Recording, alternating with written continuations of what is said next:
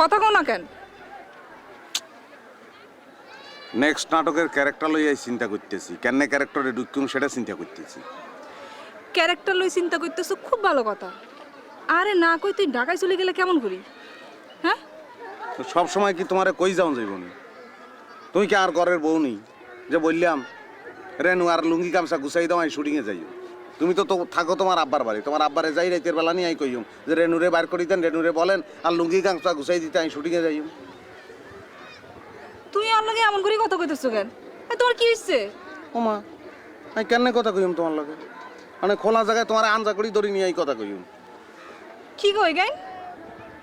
শোনো, তুমি কার সঙ্গে কথা বলতেছো সেটা তোমাকে বুঝি কথা বলতে হবে।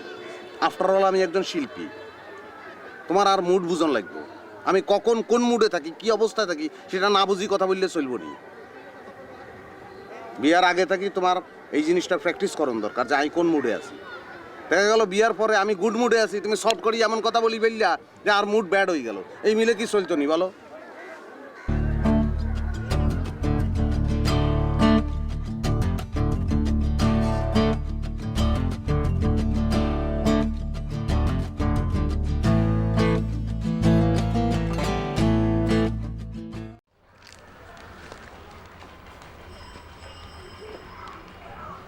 কিরে তোমায় থাওস, তোরা তো টোয়াই হাম জানা।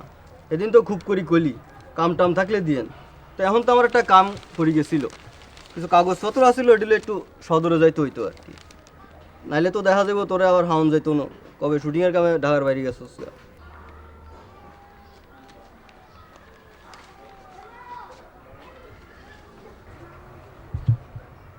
মন ভাইয়া একটা কথা কই আপনাদের। হ্যাঁ ক। এই বেঞ্চের উপর খাড়াই আপনার গেডি বরাবর যদি একখান লাতি দেই আর আপনি যদি পানিতে পড়ি যান তাহলে কি শীত লাগবো না ব্যথা পাইবেন ভাইয়া? কিরে কি হচ্ছে তোর? তুই আরে তুই করি কস কেন? সবরাই দাঁত ফলাই দিম বেদ করি। আর আমজাদা তোর মার বিয়ার কাজে আই বলাই লই আইছি, তুই আরে তুই করি কস বেয়াদব কোনানে। তোর চুলদারি কি সব ফাঁকি গেছে নাকি? এই কিসে তোর? এই চুপ, মারি ফেলবো, টাইট মারি ফেলবো তোরে, মারি লাশ গুম করে দিম। আর আমজাদা বুতেও তো লাশ খুঁজি ভাই তোর, তোরে মারি তোর কঙ্কালাই ঢাকা মেডিকেল কলেজে বেশি দিও, নাহলে সরকারি স্কুলের বিজ্ঞান বিভাগে দান করে দিও, বুঝছত নি? এরে ফারদার আর লগে তোর দেয়া হইলে আরে আমনে করি বলবি, না পাইলে কিছু বলবি না। এরে তুই কার সঙ্গে কথা বলতেছিস? তোর খেয়াল আছে? তুই একটা শিল্পীর সঙ্গে কথা বলতেছিস। তুই চিনস আরে তুই সহ্যের বাঁধ ভাঙি ফেলছ, সহ্যের বাঁধ ভাঙি 89 বন্যা লইয়াছ গ্রামের মধ্যে। শিল্পী চিনস না, মানুষ চিনস না, তুই যাত্রার সঙ্গে যাতা বেও তুই করি করলে সবাই দাঁত ফলাই দিবি। আরাম যাতা ব্যাক কল্পনা।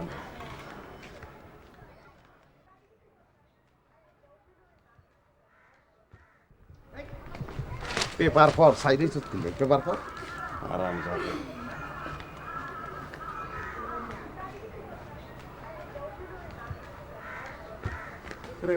পেপার পরস না দিলে পেপার পর পর পেপার পর পর চোখ নামা পেপারের দিকে। আরে সুজন ভালো তুই কবে এসো? কালকে আসছি। নাটক শুটিং শেষ হয়েছে, ভালো হয়েছে শুটিং। তোর নাটকের নাম কি? আর 7 রাস্তার মোড়। বাহ সুন্দর নাম তো। তোর ক্যারেক্টার কি? ট্রাফিক পুলিশ নি কোনো? যাই হোক, ট্রাফিক পুলিশ হোক আর যাই হোক, মনোযোগ দিয়ে কাম করবি, বুঝলি? কি বড় হইতে হইলে ছোটতন বড় হবি, ঠিক আছে? আমগো তো আর সারাদিন টাইম হয় না, বুঝলি? ঘরে ওকে 29 ইঞ্চি টিভি কিনছি, তুই তো জানোস। আমিও দেখতাম হয় না, তোর ভাবিও দেখতাম হয় না, দেখে কম আমগো বুয়া, বুঝছ? আচ্ছা হন, তোর নাটক যেদিন হইব আরে ফোন করে কই দিবি, আচ্ছা আইম তোর নাটক, ঠিক আছে? গেলাম আই।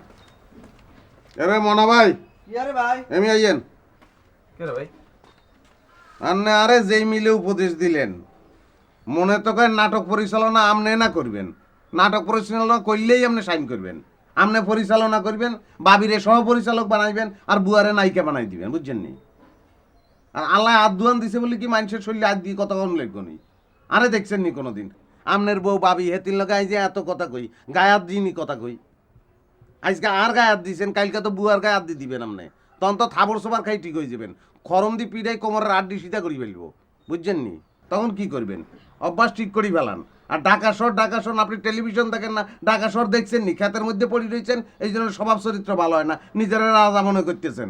ফকিন্নি রাজা মনে করলেই কি রাজা হয়নি?